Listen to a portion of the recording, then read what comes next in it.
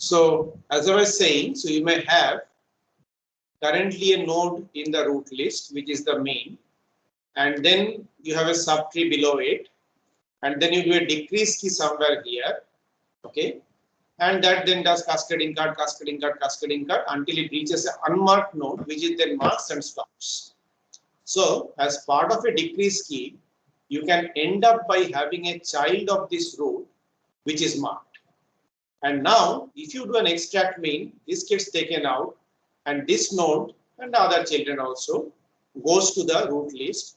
And if the subtree below it is such that the consolidation does not make this another child of something or something, then it stays as a marked node out.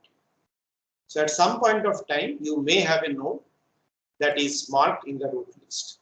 Okay. You will see some implementations on the net where whenever you put it on the root list, you unmark it. Okay. It does not matter. It does not change the complexity. Your just analysis changes just a little. But the implementation that we are looking at from Cormen, it allows the marked node to stay in the root list. So that was the first question. Is that okay? Okay. The second question is interesting. That is from the flow. So remember that we use the maximum flow algorithm to find the edge connectivity of a graph. So the edge connectivity, once again, is the minimum number of edges that you have to take out from a connected graph to disconnect it. Okay. And the way you did it was, so simple idea was that you take any pair of nodes. Okay. So you create first a flow network. Okay. With all capacities equal to 1. Okay. And then you take each pair of node, mark them as S and T. Let's say this is U and this is V. Okay. You take each of them, think of U as S, think of this as T, and you solve the max flow. And the value of the max flow, which is basically gives the number of edges in the main cut, gives you the edge connectivity values. Okay. But then in the algorithm, we saw that you don't really need to do it for all pairs. You need to fix one end, one vertex, and do it for that vertex and every other thing, and take the minimum of that. So the question asked was, why is it sufficient? Why would not, why do I not need to consider all pairs, but fix one end and just consider the order n pairs, n minus 1 pairs? Okay. The answer is very simple. So you see, you think about two nodes V and W. Okay. So let's say the node that I fixed is U. So I'll do U, V, U, W, U something, U to everybody else, and take the minimum of that. So that means if I had two nodes V and W different from you, you are not doing it directly for V and W. Okay. The point is, in that case, am I missing a cut which may be smaller than the cut that I have found by fixing it? Okay. And I don't miss it because of a simple reason. Suppose I do this. Suppose I do it within V and W. So what will happen? You will have a cut, the minimum cut between V and W, and some other nodes here and other nodes here. Okay. Now, where can U be in this? Either U will be here or U will be here. It has to be in one of the places. Okay. Now, if this cut was indeed the main cut, then when I did U to W, I would have found this cut. Similarly, if this cut was indeed the main cut or something else, then I will do U to V. One of these things will always find it. Okay. So I cannot really miss, okay, a V to W cut. If U was here, the U to W thing will have found it. If U was here, the U to V call would have found it. Okay. So I don't really need to do a VW here. If I just fix one end of it, U, and do it to all other nodes, that's going to suffice. I'm not going to miss any cut that can potentially be. Is that clear?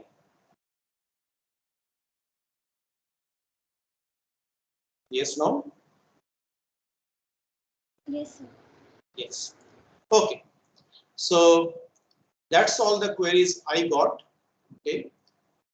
Do you have any other queries right now? Again, the number of queries I'm getting is pretty low. It's not that last year we got a lot of queries, and I think these things are, if you think for some time, easier to understand. But still, if you have any questions, you just please ask this. Anything right now you want to ask?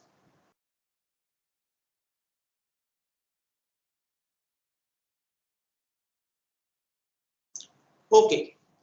If not, before I start the tutorial, I would just like to mention two comments. So network flow is a treasure trove of problems. It can model many things, just like other graph problems also. But flow can model many things, and there are many variations that are used in practice in some form. Okay, we have just seen one of the basic ones, the most important one probably that everybody starts with, but there are other ones. So I just want to mention a couple of them. They are not in the exam at all. Okay, you don't need to study them or anything, but if you are interested, go take a look at them. So these are also very important practical problems. So one is called the minimum cost maximum flow. So min cost max flow in short. Okay, this one is simple. So now you think that on each edge, other than the capacity, you also have a cost. So there is a cost UV on each edge. Okay, and what we want to do is not just find a max flow. You have seen the max flow need not be unique. Okay, you can have different flow assignments giving the same final max flow value. So the mean cost max flow tries to find out that max flow which has the minimum cost. So if I look at so this cost is basically kind of a per unit flow cost. Okay, and then if you have assigned a flow value on every edge, you can multiply that with the cost, so you can get the total cost along that edge. And you do that over all the edges, all the flows, you get a total cost for that particular flow assignment.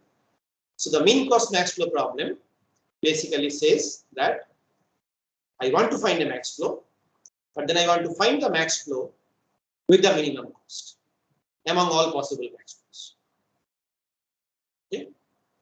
It's another very important solvable in polynomial time, very well investigated problem. Okay. So why don't I talk about just a mean cost problem? Why do I want to find a mean cost max flow? Answer is trivial, but let me see.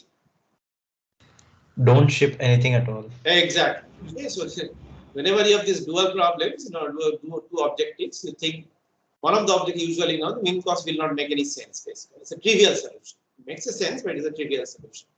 But that's not the intention in most practical. So there is nothing called a mean cost flow.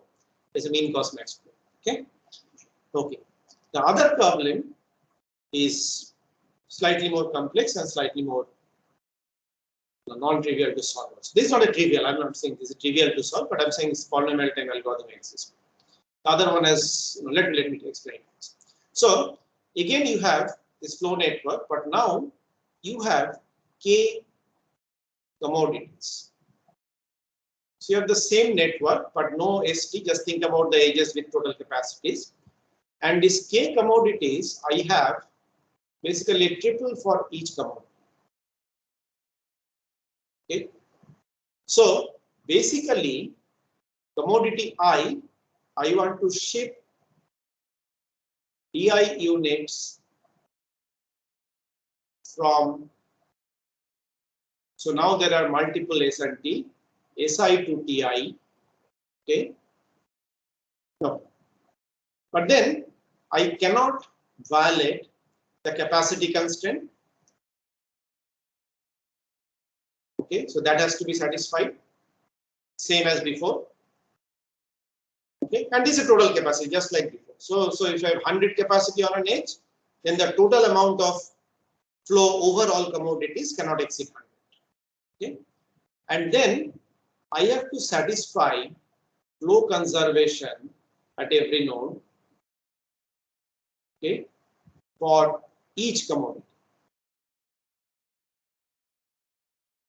Okay, so that means for any commodity I, if say at one node 10 units of I comes in, then 10 units of I must go out. So I cannot really manipulate this by saying that 20 units of I comes in, 10 units go out, but then I have 10 units of something else coming in, only 20 units go out.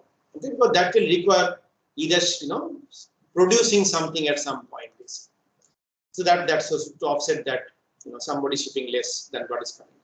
Okay. So the capacity constraint is for the total that is shipped over the edge, overall commodities, whereas flow conservation constraint is for each commodity. Okay. And then this multi-commodity, so this is what is called, okay, this is getting a little dirty, but that's okay. Multi-commodity flow problems. That is many variation. Okay. And even though it looks simple, thinking that can I do like K invocations of multiple flow with each with one single flow commodity, basically, single commodity and so on, is looks deceptively simple, but is actually quite hard. Okay. So there are many variations. So you can ask, for example, first of all, is it feasible to ship? It may not be possible to ship all DI units. Okay. So you can ask that. Okay. You can say maximize the total sum of the units that are shipped over all commodities. Okay. You can put a cost on the edge. Okay. And you can say ship all DI units if it is feasible, subject to minimum cost. So there are many variations of this problem. It's again a very well researched problem, and this one, depending on what you are doing, okay, can be NP hard or can be polynomial time solvable. For example, if I give you integral DI things, okay, and I say that over every edge you have to ship only integral amounts of one quantity. So over any edge you can ship 2 units or 3 units or 4 units, but you cannot ship 3.5 units of any commodity. The fractional flows are not allowed on any commodity. Okay. Then you can show even with 2 commodities the problem is NP. Okay. There does not exist any polynomial time solutions. But if you allow, for example, fractional flows, so I can ship 2.73 units of one commodity over an edge, 1.54 units another edge, and so on and so forth. Then there exists polynomial time solutions. Okay? And depending on variation, there are many variations and algorithms also. And within the max flow, so these are just 2 important problems. So beyond max flow, the 2 problems in flow that gets talked about the most are probably multi-commodity flow and mean cost max flow. Okay? So I just wanted you to be aware of the problem just in case you're interested. And within max flow also, just like pre-flow push, I said that we did the generic pre-flow push algorithm, but then there are many variations which basically says in what order do you do push and reliable basically, okay, to get better complexity and so on for different cases. Similarly, for the augmenting path algorithms, the Ford-Fulkerson method-based algorithms, there's a huge variation, and the variation in most cases basically essentially is which augmenting path do you choose out of all the augmenting paths. So we have mentioned 2 things.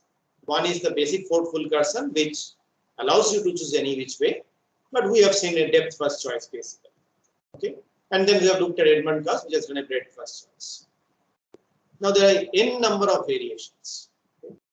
For example, you can choose the one which has the minimum or the maximum minimum residual capacity. So you find all the augmenting paths. For each augmenting path, you find what is the minimum residual capacity of any edge in the path, and then you choose the augmenting path the maximum among these minimums, because that kind of greedily means that if I augment along that path, the flow will jump the highest. Okay, and based on this, but then again, it's not necessarily that this will happen, because then if I eat up the flows on other paths, and that may inhibit another good augmenting path maybe and so on. So this greedy does not work, but there is a lot of different algorithms out there. We will not do them, of course, but I just wanted you to be kind of the side information that breadth first, depth first is not the only thing that people did with this. There's a whole bunch of things that people did out there. And pre-flow push, as I said, has a very interesting history. I told you a little bit. Actually, in mid-70s, there was a paper by somebody called Karzanov, a Russian mathematician, and which had a hint about this free flow. Okay, which so when Goldberg, Trajan acknowledged, the idea basically was there, but not in exactly this form. Okay. It's written in Russian and it was kind of overlooked and so on for like 7-8 years. Till, as I said, Goldberg presented this in his PhD thesis in Stanford. And as I keep on mentioning this in all my algorithms classes because the beauty is like you just question one, essentially you question one single assumption that everybody was making for the last 15-20 years. Okay, why do I need to maintain the flow?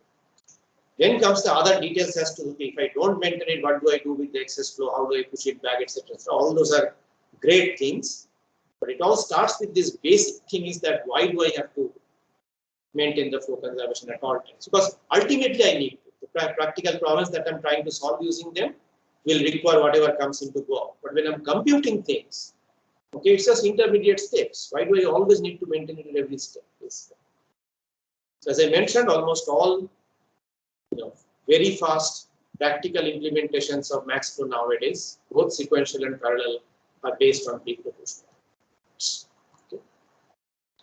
Okay, so I'll stop here with the queries and whatever I wanted to talk about. I want to go to the tutorial. But before we go to the tutorial, are there any questions?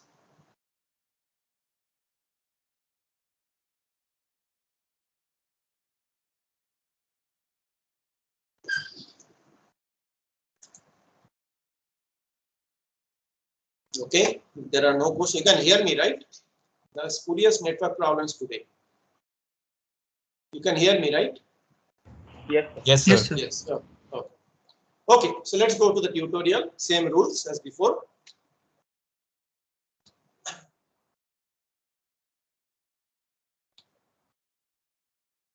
Start with a very simple one. Okay. So I want you to prove or disprove the following statements. Again, disprove means show me a counterexample. Proof means give me a proof. Okay. So if all capacities are even, okay, then there exists a maximum flow such that the F, the flow value that is assigned to every edge, is even for all edges.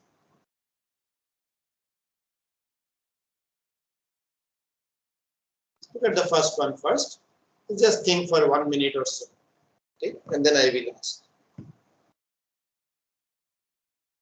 Okay, so this one should be a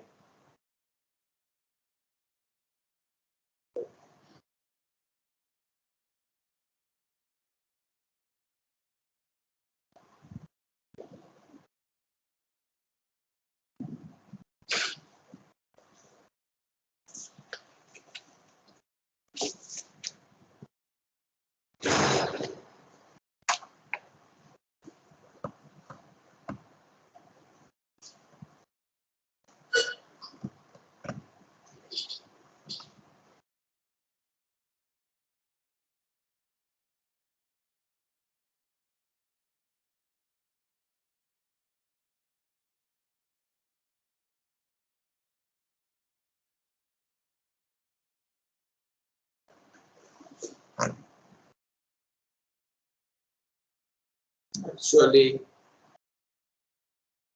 it does not complicate things, change them to maximum.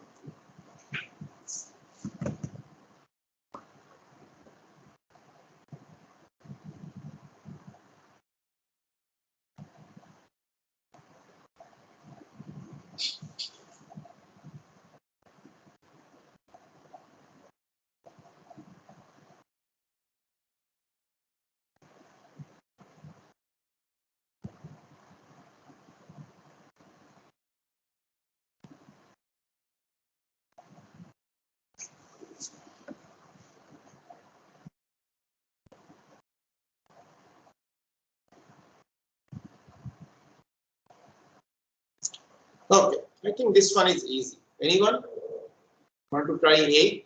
What do you think? It is correct or wrong?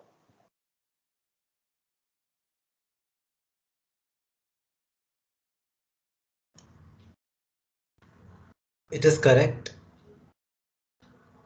Okay. Because Why do you think it is correct? the max flow is the sum of capacities of the min cut, so it has to be the sum of capacities of even numbers. So that does not That does, see, remember that I'm not asking whether the maximum flow value is even. I'm saying the flow assignment that you get has to be even for all ages. Oh, sorry. Okay. There exists at least one maximum flow such that f is even for all ages.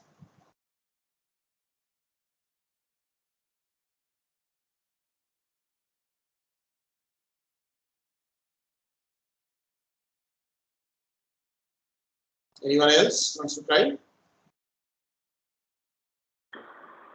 Divide by 2 every edge capacity.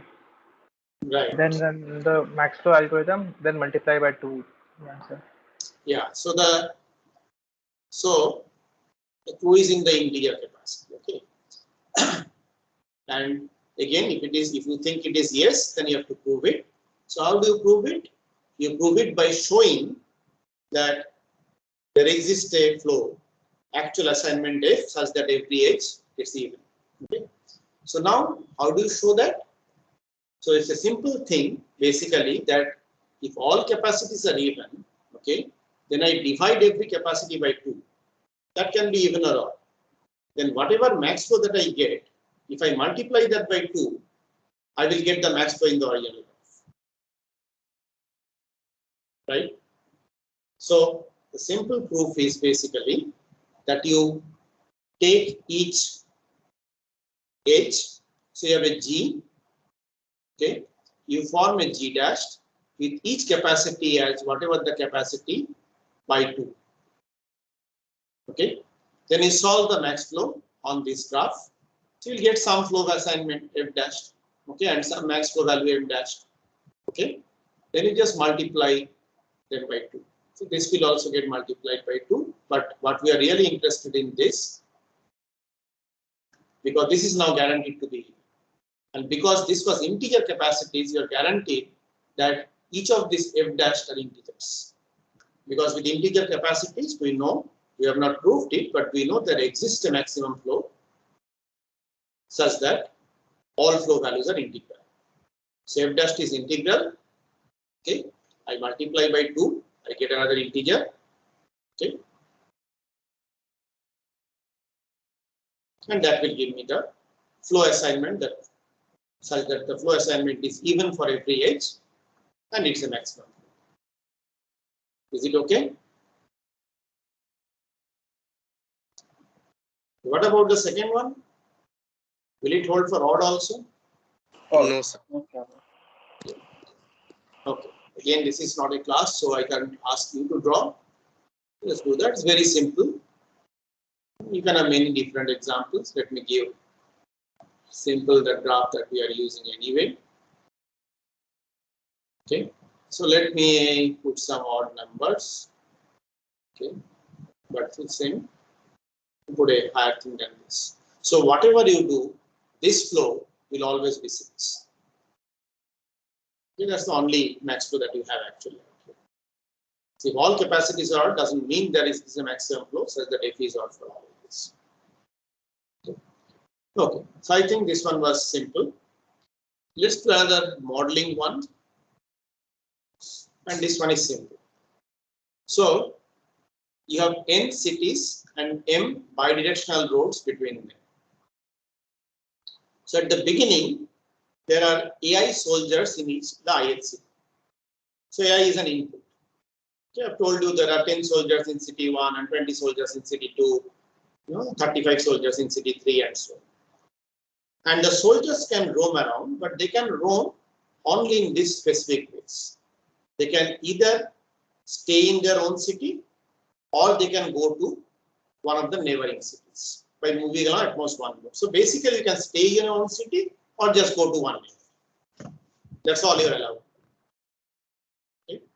What we want to do is to check if it is possible for the soldiers to do this roaming with this constraint in some way. So at the end, after everybody has finished roaming, okay, there are exactly BI soldiers in the ISC. So BI is also another input. So AI and BIs for each I are your input to the problems. Okay. I tell you initially there are 10 soldiers in city 1, 20 soldiers in city 2, 30 soldiers in city 3 and so on. and asked, is it possible that after this roaming, there will be 17 soldiers in city 1 and 27 soldiers in city 2 and 6 soldiers in city 3 and so on. Okay. But of course, it's a flow tutorial, so you have to think how you can model this as a flow problem to answer these questions. The answer is, so AI, BI, once again, your AI, BI for all I, these are your inputs, okay, and your output is a simple yes, no. At least at the beginning, let's okay. Okay, so let's take some time over it. I think it's simple, but still, if you have understood the previous one, it should be simple. But let's take some 10 minutes on this. So the M roads is like specified by like M pairs of cities, right? Yes, yes, yes. Agreed. Okay, sorry. Yes, your inputs are this AIBI plus the pairs of cities. Okay, which have a road between them. And the roads are bidirectional. So it's I j, we can go from I to j and j to I. Yes, that's also an input. This one is quite simple if you understood the previous modeling. So I request all of you to try. Don't just wait for the answer. 10 minutes I've given. Some of you will get it very fast, but I request all of you to try.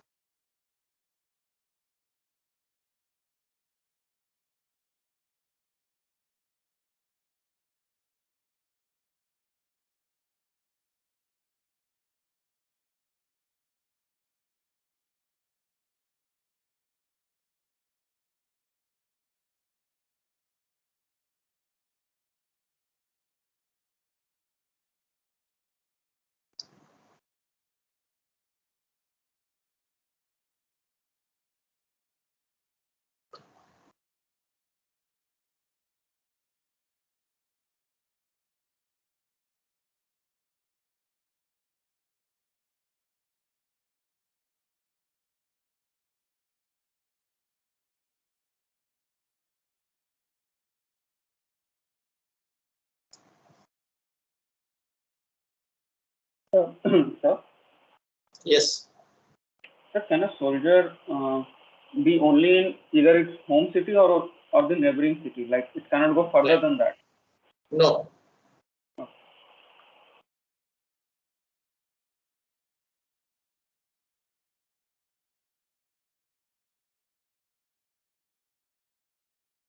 So are there any restrictions on A and B? No. So they can be they can hold any value. They can hold any positive values. See, one thing is obvious. If sigma ai is not equal to sigma bi, then you are never going to be able to. Yes, sir. That is obvious. But within that constraint, that whatever input sigma ai, sigma bi, a and b is contained. In some cases it is possible, some cases not. So that's what you are trying to find.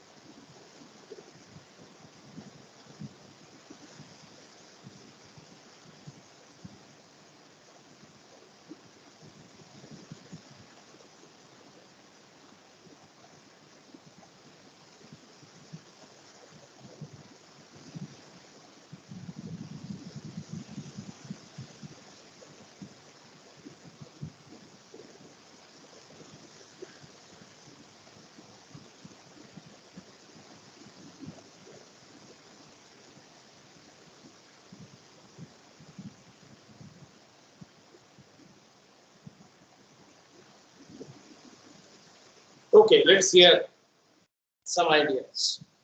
Anyone? So if we have a source, and from that source we connect edges to the ith city with capacity AI. Now for each ith city, we also connect edges to all its adjacent cities with capacity AI. Then for each ith city, we create a new node connecting the ith city to that city with capacity BI. Now all the new cities that we created, that will be No, no. connected So to what the are your same. set of, what are your set of nodes? How many nodes will you So have in your graph? first we will have all the nodes as the cities. Right. So n cities, so n Yes. nodes Yeah. plus Then plus another n nodes created for plus each another city. n nodes. Okay. And we will have the source and the sink. Right. Yeah. Yeah. So Not if like that. the So now that you have these two sets of n nodes, okay, yes. you just don't connect. So you connect the first set's node to the second set where it's adjacent, right? Yes, with Yes. capacity BI. Yeah. Yes. So yeah, So if that the capacity can be modeled in this. Okay, fine. yeah. BI, no, capacity BI is okay. Capacity BI is okay, probably. Yeah. So if the flow is summation of BI, then we will solve. It will Right. work. But okay. So anybody else has done any other way? Sir, Yes. sir, if we are also connecting these cities, then it might happen that some soldier from a city goes means 2 nodes further, which you said is No, not allowed. that's the thing. That's why I asked that question. So what he means, I think, okay, is basically you have a bipartite graph. If the both sides are the cities, but there is no connection between cities on the same side, and there is no back edge coming back. It's a directed graph. So you can only go from one side to the other side, but not come back to the side before. Oh. I'll explain the solution. Anybody else has any ideas, anything they want to say before I go to the solution?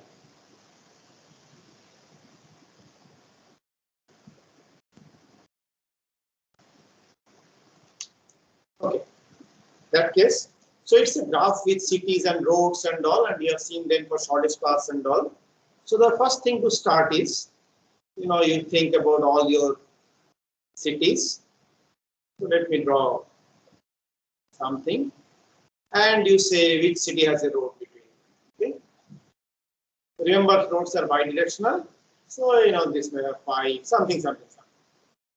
Okay. So this is one way of modeling cities with roads. It's a standard model to start. You'll see the cities with roads things in many things. Okay. But then, as you pointed out, okay, I need to enforce, because if I find anything out here, it allows me to go anywhere. Okay, there may be another edge, you will go through that edge and so on. So I want to restrict it to saying that you can only go one step. Either stay here or go here. Similarly for here, stay here or go here. Or same thing for here also. So I will first model this constraint by saying that rather than having a arbitrary undirected graph, okay, I will put my nodes, one node for each city, okay, and then I will have, because I want to model only one path, no more, okay, only one step you can do. Well, the same cities here, okay, whatever, etc. And then, if you, let's say, if you had the edge 4, 3, okay, that means there is a road between city 4 and city 3. That means what? You can go from 4 to 3 and 3 to 4. Okay. So I'll put a directed edge from 4 to 3 and a directed edge from 3 to 4. Okay. And I'll do the same thing for all other edges. So you see, these models that whoever is initially at 3 can come to 4 or stay here, or whoever is initially at 4 can come to 3. Okay. But nobody can go more than one step. Okay. And then I need to keep the initial AIs out here. So I will put an A1, A2, A3 and so on. Okay. and I need to ensure something is missing. I'll correct it. Okay. I'll put a T here, and it should be 1, B2. There are other ways of modeling it. D and T. Okay. So this rest basically says this is what you can source, you can start with, and this says this is what you can end with. Okay. Sigma A1 has to be sigma B2. Okay. Now, how many people can go from here to here? Now, as somebody has done, you can model it with the IBI, but I'll just model it with infinity because it doesn't matter. Ultimately, with this A2, not more than A2 can go out of this. Okay. Is this fine? And then I say, if I do the max flow, and if the max flow value is sigma ai, then I say this, which will be equal to sigma bi, of course. Then I say it is fine. That means all the AIs can go out of there. Is it fine? Sir, we should Yes. also have an edge between 3 and 3 or 4 and 4. Yes, because I need to Because model basically that they can stay in one place. Yes. Okay. Okay. Because otherwise I may have 100 people here. Okay, and I send some of them out there, but on 4 and 5 and something, but I do not get this BI at 3 because BI is whatever I have sent out plus whatever is left at BI.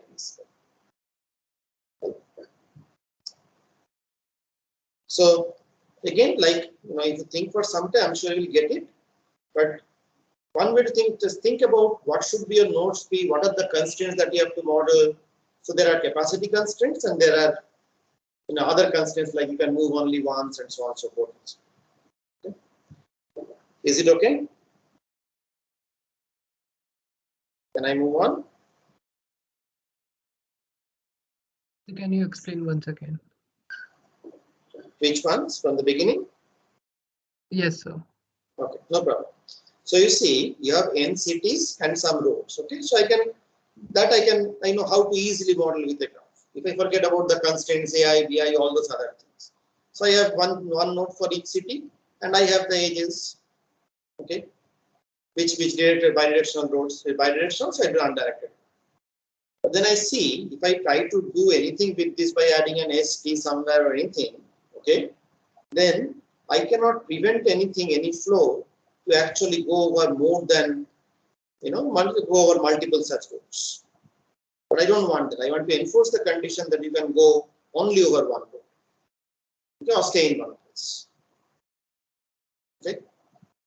So then basically then I see that's kind of is a little bit non-trivial, but then you think that, which means that once I reach somewhere, I should not be able to go anywhere from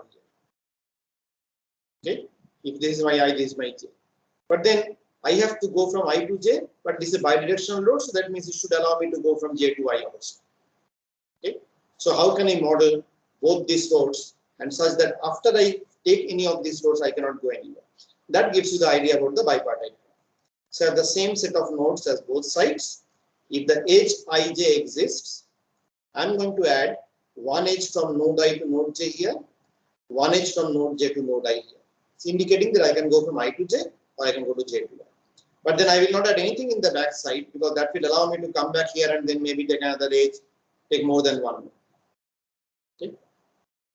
So I'll come back to this edge little later. Just give me a second. So now that I've done that, I look at this AIBIs. Okay. So I said, what is the maximum number of people that can move from here? That is AI. Okay. So I have to enforce. I have to model it as a max flow. So there has to be an S, there has to be a T. And to model this, that maximum number of people that can emerge from here or stay as AI, okay, I'm going to put an H with the constraint AI out. Okay. Similarly, on the other side, I'm going to say maximum number that can converge out here is BI. Okay. So to enforce that condition, okay, I'm going to say, because I'm doing a flow and I have to add something to T, I'm going to put this BI out. Okay. But then I notice that AI people may converge out here. Some may go out through here, some may go out there. Okay. But if there is not enough going out here, going out there, subject to the V1 constraint, basically I want some to stay in the same place. So this I to I, J to J links I'm doing basically for each node to each node to indicate that they can also go from themselves to themselves. So they kind of stay there. Okay. And now it is obvious that at the very beginning you can check that if it has to exist, then sigma I has to be equal to Bi. Sigma Bi, this is a necessary condition, but this is not a sufficient condition. Okay. So then I find the max flow and I see the max flow is sigma I. That means all those A1 people can come here, move out in some way, and because sigma I is sigma Bi, then they can move out also here. That means this has to be Bi out. So if that happens, then I say yes, it is possible. If that does not happen, then I say if the max flow has any other value, then I say no. Is it clear? Yes, sir. Sir, I have a question. Sure. Am I audible? Yeah, so in this question, we considered that the soldiers can move just one position, right? So Right. if we have more than one position, can we model it using the max flow? I have not thought about it. It's a good question. Okay. I'll think about it. Okay. Just proceed. I'll think. So Okay. your question is if I have an arbitrary number of steps. Yes. So basically, if I have a graph on this, okay, and I have the same AIs and the same BI, the AI BI constraint is the same. Can I do it or not? Okay. I think Yes. you can. Okay. Let me think. Okay. I'll get back. Okay. This is another simple one. So you have seen the edge connectivity, how to find the edge connectivity. Okay. And the algorithm that we have given in the slide basically says you will get a number. You look at the max flow value and you say 5, that means the edge connectivity is 5. Okay. But what if I want to find out not just the edge connectivity, but also those exact set of edges. So effectively, I'm just trying to find out the actual edges in the main cut. So can you modify the algorithm, the edge connectivity algorithm, so that it will output not 5, but it will output a set of edges which says these are the edges if you disconnect. You will disconnect the graph, and this is the minimum cardinality such set of edges. Think for a few minutes. It's also simple. Draw a graph in front of you. I think that would be easier. Basically, you're trying to identify the set of the edges in the main cut. So just think after the mean max flow is there. So mean cut is saturated. What will your graph look like? And then the answer will immediately come. But draw a graph in front of you, please.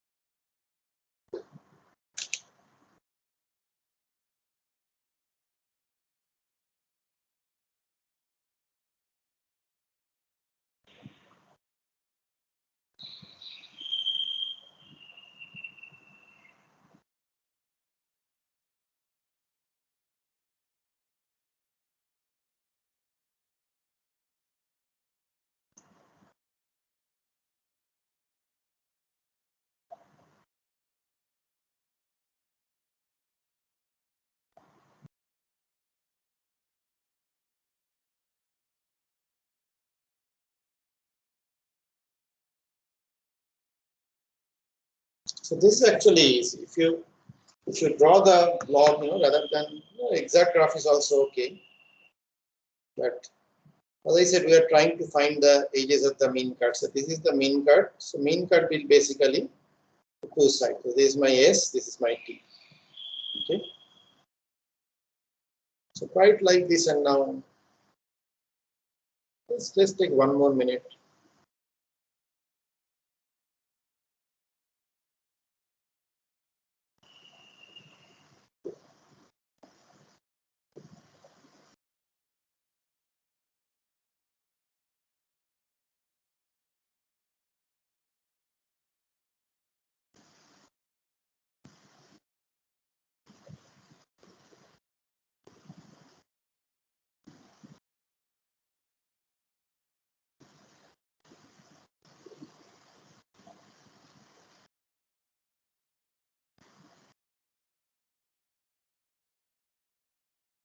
Anyway, let's hear about this. Anyone? So, Yes. after finding the max flow, we can find which nodes are reachable from the source. That will be my one set, and the rest will be the other set, and any edges between these two nodes to be cut.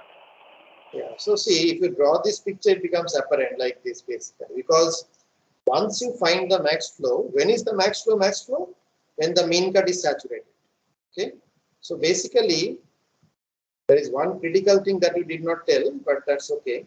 In the residual graph, all these things will become the other side. Okay. So nothing here will be reachable from anything here, because if that was there, then based on the capacity of that edge, okay, you would have sent something over there. The max flow would have increased. There would have been an augmenting. So what you missed out there, I'm sure you have thought about it, that you take the residual graph, not the original graph. You find the max flow, then you form the residual graph. Okay. In the residual graph, S will be somewhere. You find all nodes that are reachable from S. So that will be the set S. And you find, so 3 minus that will be your set T. Okay. And then it's a simple thing to look at all the edges that go from this S to P basically. So take the residual graph. Okay. Do a BFS or DFS to find the list of all nodes that are reachable from S, small s, your source. That gives you the set S. Then V minus S is your T. You know V, so V minus S is known. Now you have the two sets, you have the edge set. Just check every edge to see one end is on this side, one end on the other side. So that means there was an edge on out here which now got saturated. So that will be basically your mean cut. Are you with me? Again, I'll send you the solutions. So once again, like the times I'm giving is not necessarily indicative. So if you are not able to do it, okay, there's nothing to worry. Okay? It's more basically you should start thinking that have I been thinking in the right direction or something. Sometimes it come to you, sometimes it don't. I just fix some time based on my, kind of assessment of the problem to see, because we need to do some more problems in each class. Otherwise, we'll get. So just think whether we are getting in the right direction and understand the concepts or not. But try for some time, definitely. Okay, this is a long problem, but it's an easy. Let's do this. So you have K trucking companies. Okay, so think of one truck going from each company. Doesn't matter how many trucks. So there is a road system. Again, this is a city with the road systems. Okay, so I have a city. I have some things. Okay, so basically I have a directed graph, and I have got a roads out there. Okay, you know how to handle undirected, but let's keep it direct. Okay, and so on. There are other things. And each trucking company has its own source. As a vertex SI, this is distinct, but a common target. So everybody is going to the same target T. Okay, but then they are starting from different edges. Okay. So SKs are also one of the nodes out there. They will also have some things to there and so on. Whatever the road system has defined. Similarly, T will have maybe edge from here, maybe one more from another node here, and so on. Okay. So basically, you have a graph that looks the same as your normal flow graph. The single T, only your multiple S's. Okay. So now they want to share this road system. Okay. But they want to avoid getting in each other's way while driving. So on a road, you don't want two trucks. Okay, and they decide that basically that means if one edge is used by one company, that edge will not be used by any other company. They can go through common junctions. So this will come here and go here. This may come here and go there and so on. But no two companies will use the same edge in their path from their source to the destination. Okay.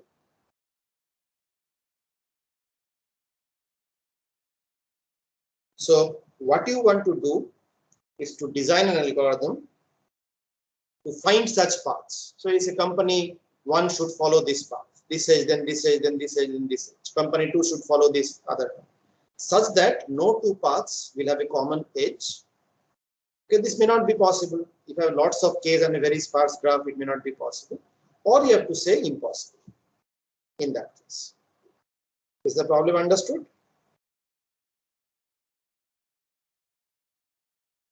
Yes, no?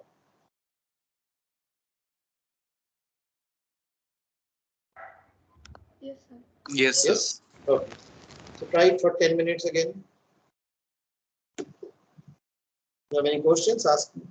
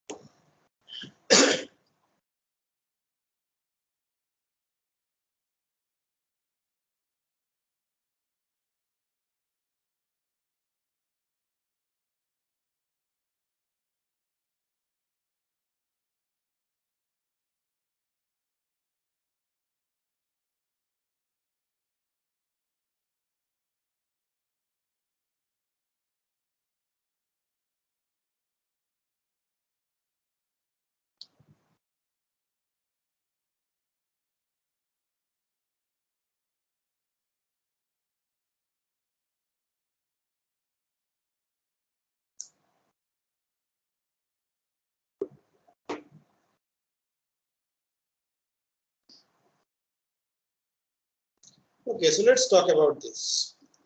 Preferably someone who has not said anything so far. I cannot enforce that, but try to volunteer. Somebody who has not said anything. How will you model this?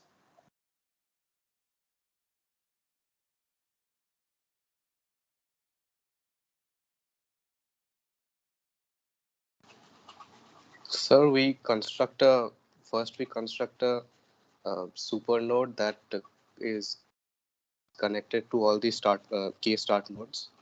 Right. Then we assign an edge weight of 1 to all edges. Okay. Then we run max flow. So Right. if the max flow is not k, then it's impossible. Because if it is less than k, that means one of the edges coming out from the super node is not maxed out. Right. And since all the weights are 1, so that means it's 0. And therefore that company is fine. So there's some company that doesn't have a path. Right. And then as for the paths, we have to first get rid of the super node. Then we get rid of all the edges that have flow value of 0. So those edges are not used. Those paths are not used, the roads. And then for each, so you can start a truck company, the first start node, and then do DFS until we reach the T node. And this DFS will not actually require backtracking because we just follow edges that have a weight. So the edges that do not have the flow are 0. They have been removed before. And every time we find a path, we set those edge weights to 0, and we are not weights, the flow value to 0, and we get rid of the edge. Okay, fine. Okay. So again, I said, it looks big but simple. So again, just think about the concept. So if you want to model it with a flow network, you need an S. Okay. So we'll come to that. Now each edge we said can be used by at most one company. Okay. So that can be easily modeled by putting a edge weight of 1 on everything. Okay. And then I want all of them to kind of start with that one so that they can send that one out there, which immediately suggests that I put a super S out here, and then I add an edge to everything with a weight of 1. Okay. So basically, as he said more very clearly, that I add a super node S. Okay. I add an edge to each of the S1, S2s with capacity 1, all other capacities 1. Then I find the max flow in here. Okay. Now, if the max flow value is K, that means all these edges must have flow of 1 in it. Okay. That means all the sources were able to push out 1 unit, which eventually reached T. Okay. And no edge was shared because no edge could have carried the thing for 2 S's. Okay. This is an integral flow. Okay. So which basically says a truck, basically, you just think of that one truck that I said, one truck starting from here has reached T by following a path such that no two trucks have used the same path, which is what I want basically. Okay. And then so that says this. If not, there was at least one which got stuck. The one will be the 0 because all these are capacity ones. If the max flow is less than K, at least one of them has a flow value of 0. And with this set of edges, I was not able to push that 1 unit of flow even from here. And that is basically one path. And then finding paths is easy. Just start from any of the S1s, follow the 1 edges, doing any standard traversal algorithm until you reach T. Okay. And then when you get to those edges, you make those edges 0. Okay. When after 0, you remove it, or in your algorithm, you ignore 0 edges and so on. So once something is used to find a path, so you may have 1, 1, 1, 1 going out here. Okay. So now when I come here, okay, I can take this path or I can take this path. Okay. But whichever path I take, those roads have already been used, so I turn them into zeros, and then I start with the S2 so that they cannot use those paths. I only follow the paths with H1. So looks long but quite simple. Is it okay, everyone? Can I move on?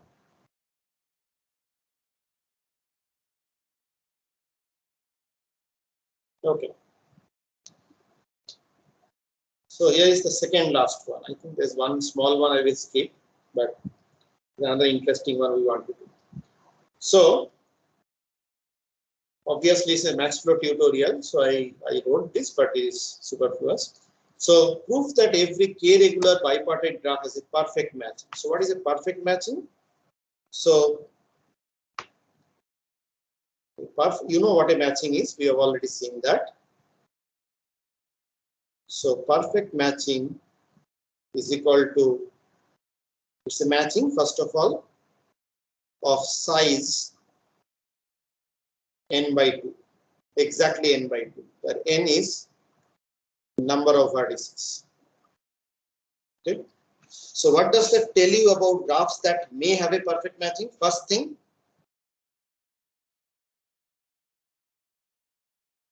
if I say this is the definition of perfect matching, that's a matching of size n by 2, exactly half the number of vertices. What does that tell you about the graph immediately?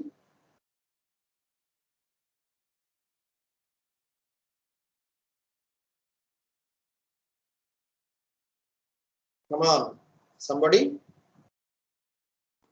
Every vertex is matched. No, that is fine. Every vertex is matched. So first thing, whether a graph will have a perfect matching or not, one necessary condition is n must be even. If n is not even, then graph cannot have a perfect matching. So what you have to do is you have to show that every K regular bipartite graph, okay? K regular means every vertex has degree K. Okay? You have to show that every K regular bipartite graph has a perfect match. Okay? Now, why will a K regular bipartite graph has even number of vertices? Can you tell some property of a K regular bipartite graph? I think sum of degrees for both parts would be Sum of degrees? So yes.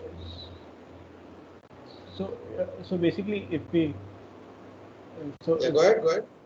If on the first side we have n1 vertices, and on the second side we have n2 vertices, so we can definitely say that n1k is equal to n2k. N1 k equal to n2k, yes, yeah, right. So and right. So this tells us that n1 is equal to n2. So first number thing is, of yes, vertices is 2. So a K regular bipartite graph must have the same number of vertices on both sides. Because whatever goes on from here, this also K, this also K, and only those many can go. Okay. And as you know, good way to prove, number of edges going out of here is n1k, coming into is n2k. So n1 must be equal to n2. And since n1 is equal to n2, this is even number. Okay, so there is a chance of it having a perfect match. Now you have to prove that it will always have a perfect match. So think for some time. And of course, as I said, so this has a proof without using flow also in graph theory. Okay. But we want So prove using max flow. So just to save some time, I think this everyone will get. So obviously, you have seen bipartite graph and matching how to find. You will add an S and T. Okay. And these K regulars, they have some ages and so on, so forth and so on. Okay.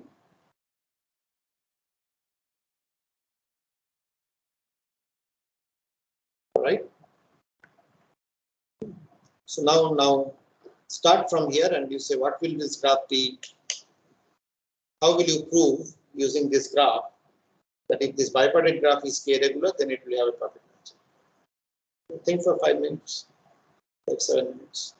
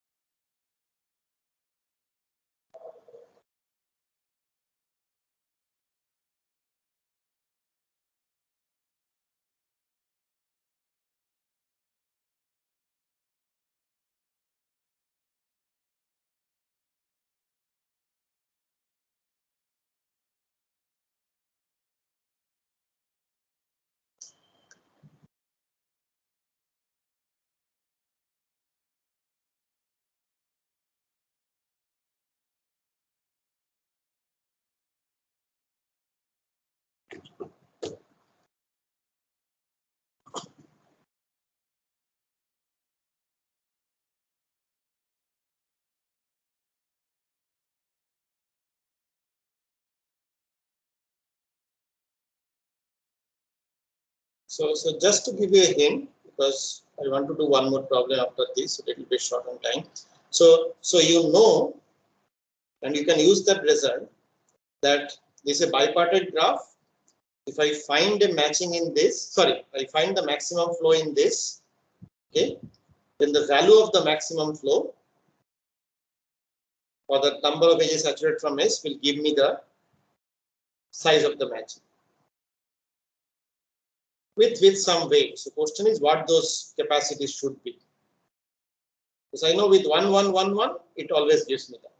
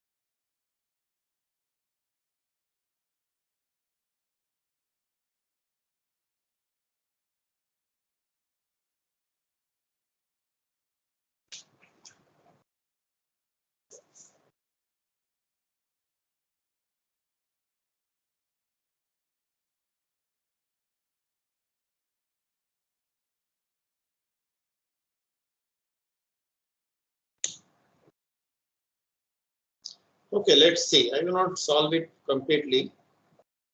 There's one more problem I really want to show you. Anyone has done anything so far?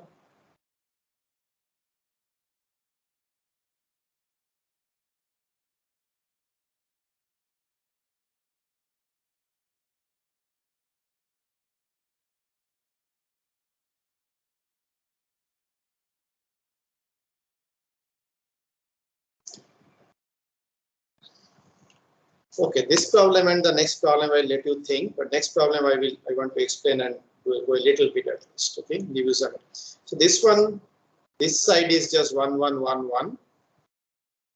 Show and capacity assignment here, so you can guarantee that these ones will always get saturated. Okay, and then take it from there to find the perfect match. So let me not do it in class. Think some more. I think you will get it because you know the basic problem. It's just a matter of thinking what should be the capacities assigned to these edges such that this gets saturated. Then of course this gets saturated because number of nodes are same on both sides. Okay. And then if this gets saturated, it kind of tells you that everybody is matched, but then you have to prove something because the weights here will not be 1 always. Okay. Note that the problem is not about running the standard algorithm with weights 1 here and then say if the matching found So maximum flow saturates these edges, then there is a perfect matching or something. You're trying to prove that it will saturate. Okay. And then because these are not one, you have to do some tricks to find out the simple thing to find out the perfect matching. So think some more on it. Okay. Here is, and this problem I will also skip. This is actually, I'll give you the solution. This is hard to see unless you tell the solution why this happens, and even then it is hard to prove. Actually, not hard to prove, but it's not trivial. The question is that using max flow, how you have got one algorithm to find the maximum matching, but then the same algorithm, if you use basically, but then use different max flow technique, how fast can you do it? And the answer is I can do push to level, but then you can do push to level in a specific order. So maybe I will send you the questions today. Okay, you can take a look, you can try to solve, and then I will send you the answer in 3-4 days. Okay, but let's end with this. This is a problem that even if you don't finish, it's okay. So this is a very standard problem. Okay, so I really request you not to look up the internet or anything. Okay, so now you have the standard problem with a single S, single T, a graph, and so on, okay, capacity and so on. But then each edge does not have a single capacity. It has two numbers, an LUV and a CUV. Okay. And this is not capacity constraint. This is the, okay, fine, capacity. So now, remember in your capacity constraint, this was 0 less than equal to FUV less than equal to CUV. Okay. Or actually FUV less than equal to CUV because you could have negative. But if you look at the edges, actually, the flow that you can assign can be 0 also. But now it says that each edge must carry some minimum flow, which is equivalent to that LUV. So in your final flow assignment, okay, so if I draw a graph, just think of a simple graph. Okay, and this is my S, this is my T, and then if I have LC as 1, 3, 2, 4, 1, 7. Okay, then first of all, 0, 0, 0 is not a feasible flow assignment. Okay, similarly, 1, 1, 1 is not a feasible flow assignment because this has minimum of 2. Okay, so this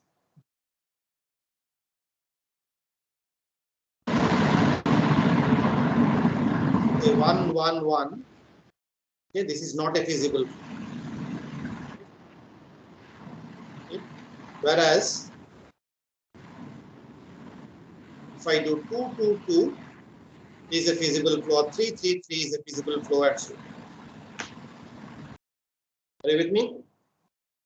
So the first question is, you can easily understand that everything is not a feasible flow, and you may actually have networks which may not have any feasible flow.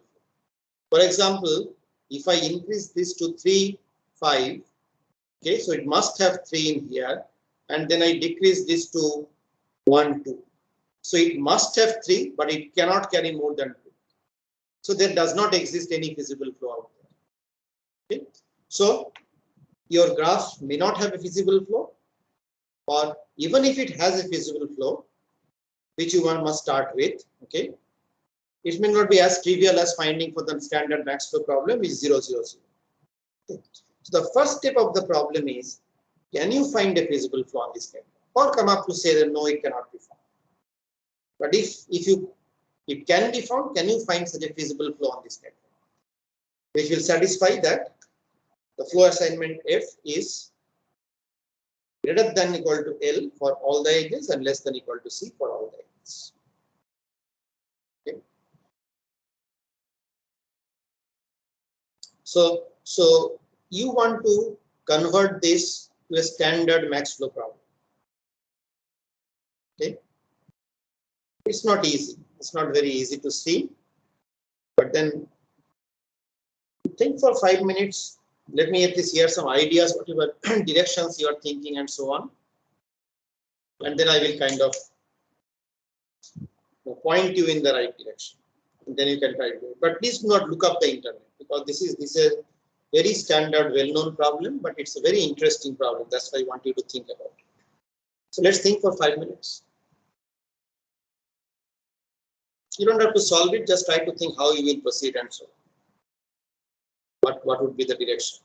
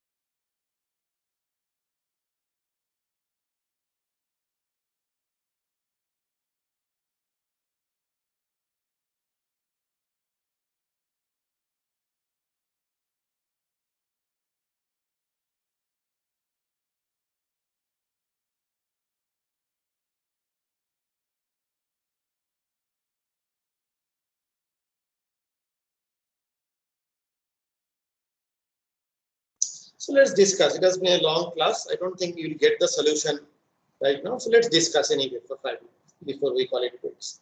So what do you think? Just hold on. What do you think?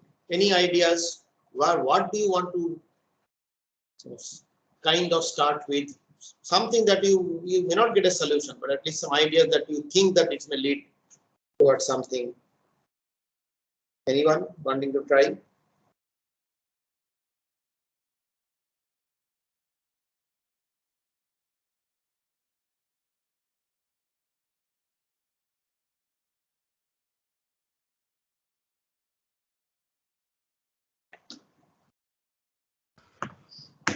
Model a max flow problem with LUV as the max capacity for the edges.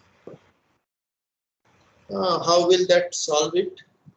I mean, are- if you get a Yes. flow where every flow is equal to the capacity, then Every flow is equal to the capacity. But even if you do not get that, so you're saying that you will have capacity LUV on every edge, and then you will solve the max flow with it, right? yes, sir. And then So at least this one has to be feasible. that's a necessary condition, I give you, but that may not be sufficient for the feasibility to exist. Okay. See, because I have the C on one of them, see, think of think of a node, okay, for which the L coming in is 10, but the L going out is 20. So if you just take into account this, you can never make this feasible, right? But then its C may be 30, and I have an option of actually pushing more out here to get a feasible flow that can satisfy the minimum L out here. So you have to take into account the C sum. But you have one part of the idea is the right direction. But let me see, anyone wants to try? I know it has been a long class, but it's okay, it's just tutorial. Anyone wants to try? Sir, if we first assign all the flows to LUV and then try to apply sort of push reliable algorithm based on which vertices have been See, overflowed. problem with assigning only the capacities LUV is that you lose the option of having more flow anywhere else. So I am assigning the flow as LUV. Oh, acha, you are assigning the flow as LUV. Yes, and On then I LUV. will find which are the active vertices and then apply Right. push reliable. Yes, but why will that work? Okay, it's an idea. Why do you think it will, may not need to work, but is the right direction? Because Then we see, have push to see the reliable, yes. push, if you have excess, the excess that you push, okay, then if Yes. you cannot push, it has to be pushed back. Then it would be a problem. Right. Okay. Anyone else before I say anything?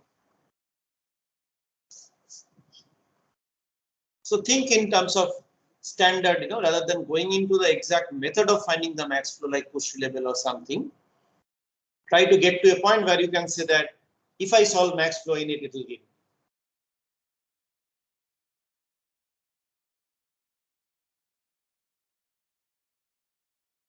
Anyone else wants to try?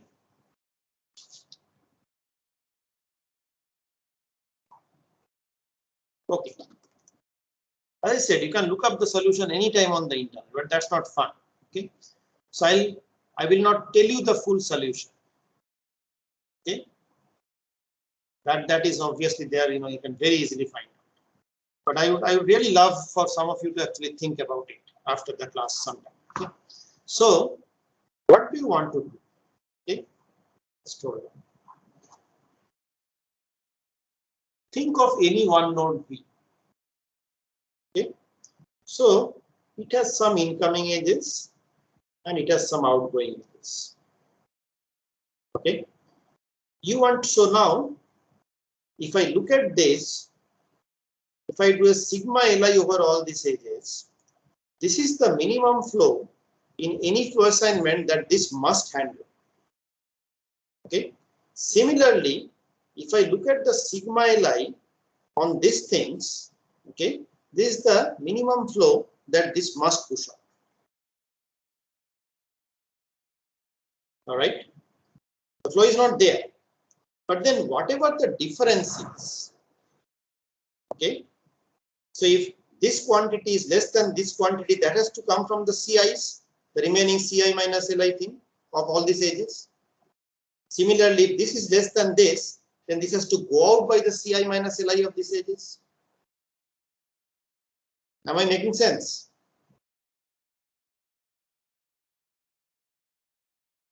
Kuch yaar, yes, no, kuch? Lost?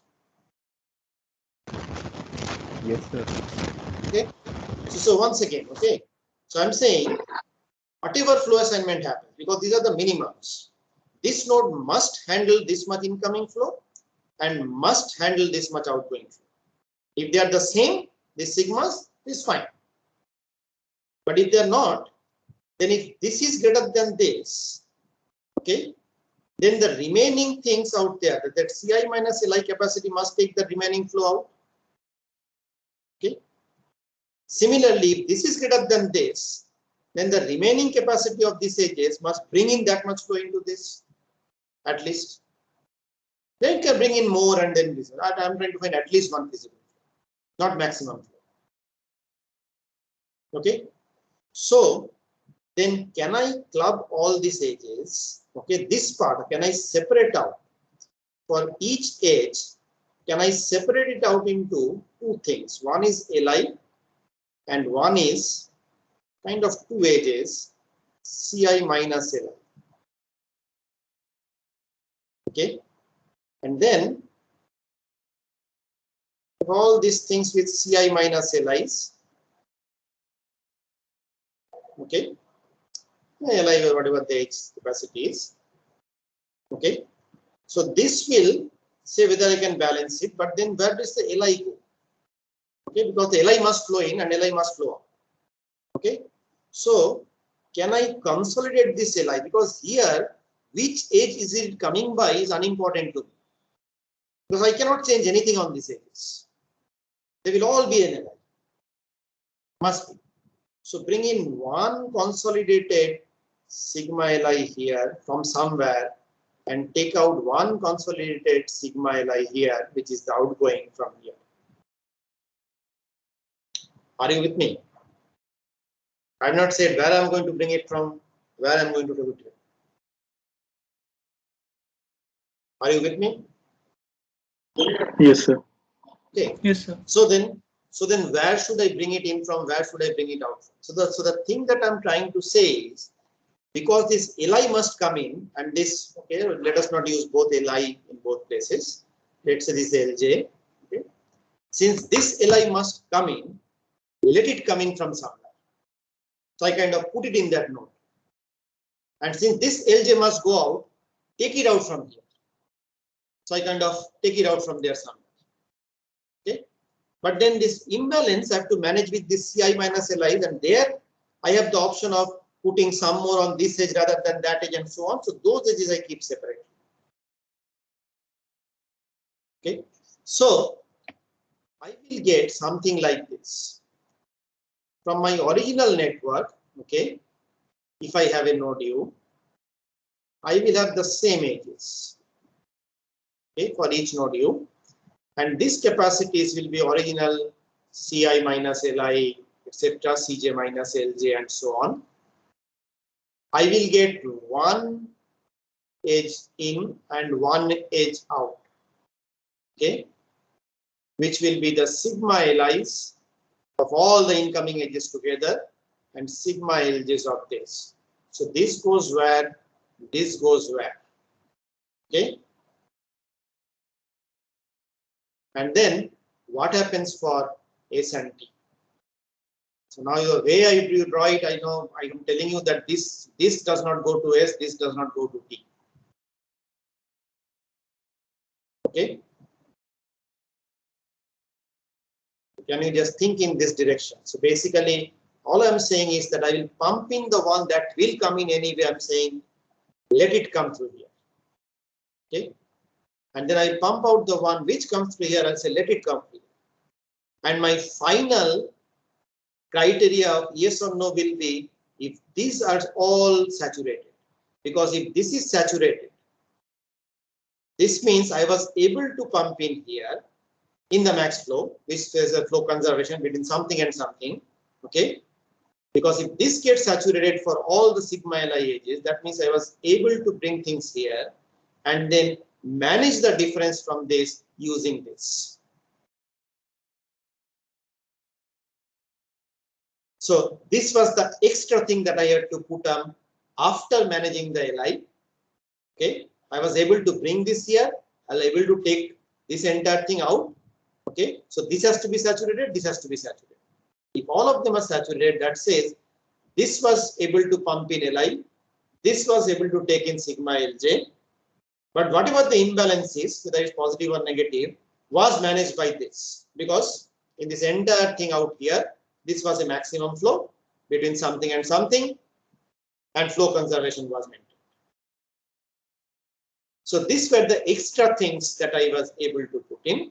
So now for every edge, if that is true, the sigma Li, sigma Lj is true, satisfied, so sorry, saturated, then I will say yes, and then my this will be whatever flow I get out here plus the Li will be the thing, because I was able to bring in Li through these edges only, plus I was able to do this Fi to do this imbalance management.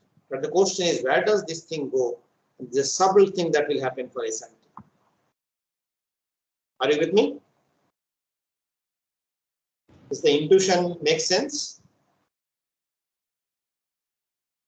Yes, no, somewhat, maybe, definitely not. Yes, sir. Yes, sir. Okay. So just think about it. Okay, don't look up the internet. Think about it. It has to be a max flow, so it has to be called between some S and some T. Will it be this S and this T, something else? And this is something I will do for every node. Okay, I will send you the question paper. Okay, we'll stop here. So a couple of problems we did not do for time. Okay, I gave you some hint for one of them. Two quick announcements before we finish. One is for this week's lecture. The materials are not in Cormen, so it is not taken from Cormen. So by tomorrow, we'll send you some materials by mail. Okay, supporting materials for this week's lectures. And the other one is for one person. I vaguely remember somebody asked me something last time, and I said we have not covered that yet. So ask me next time. I have not got that question.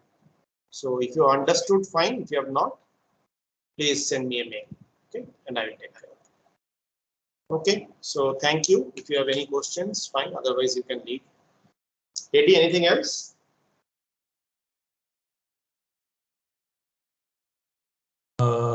Maybe somebody asked something. Maybe let us clarify. Oh, in the chat box. Okay. Syllabus is still material of week 3 or 4. So it is 4. 4, right, this week. Yeah. Including this week's material. Yes.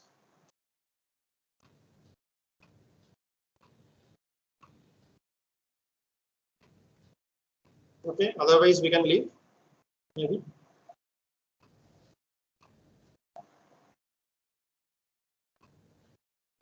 Okay, class is over. Thank you.